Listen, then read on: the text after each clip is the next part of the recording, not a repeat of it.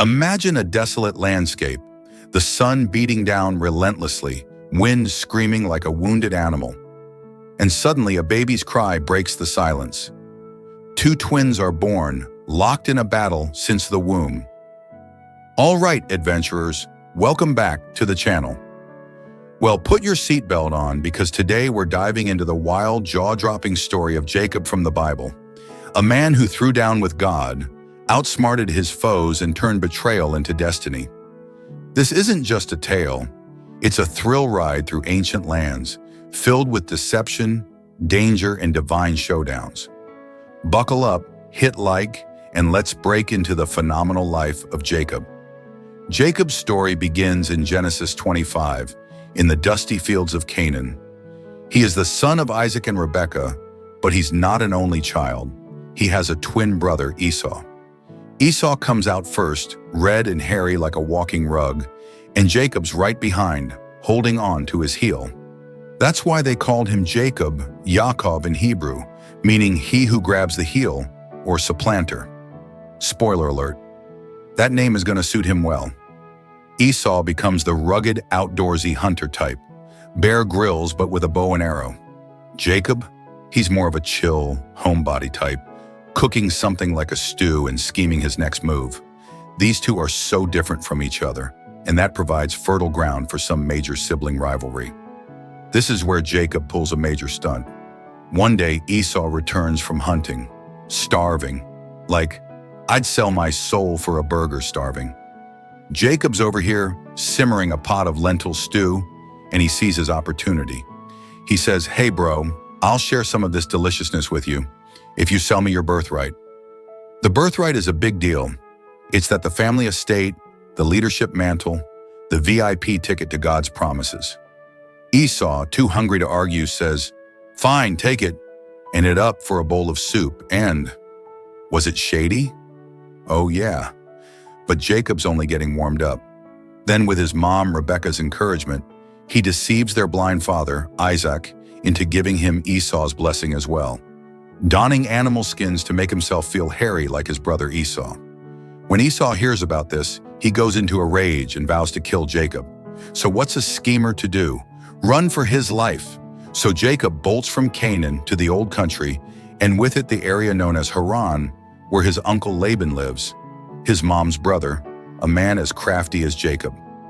En route, Jacob has a wild dream about a ladder to heaven with angels going up and down it, and God promises him a future of many descendants. He's inspired, and when he stops and meets Laban's daughter Rachel at a well, he just keeps going. It's love at first sight. He's infatuated.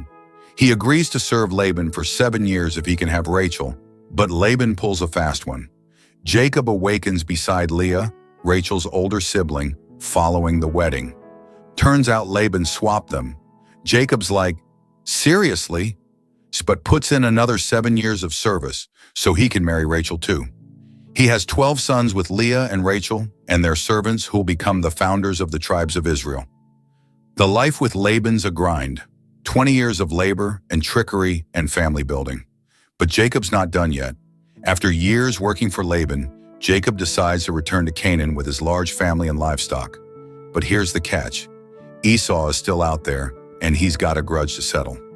Nervous, Jacob sets up camp by the Jabbok River, and that's when it gets hairy. A mysterious man, God some say an angel, others, comes and wrestles with him. They do it all night long, no quarter given. Jacob's tough. He's not going to give up, even when the guy dislocates his hip. But finally, when dawn breaks, the foreigner demands, "Release me." Jacob's like, "Not until you bless me." So the man not only does so, but he also renames himself Israel. He struggles with God. It's a shift that changes everything. Jacob's not just some scoundrel anymore. He's a man with a divine mission. That limp he walks away with, as a reminder of the night he battled God and won. Jacob is reconciled with Esau. It turns out Esau is over his rage and returns to Canaan. His life certainly does not come close to idyllic. His sons have their own troubles, like selling their brother Joseph into Egypt. But God's promise remains. Jacob begets the 12 tribes of Israel, And after a long, strange trip, Joseph finds himself in Egypt, where he dies at 147. His body's buried back in Canaan, but his legacy? It's the bedrock of a nation.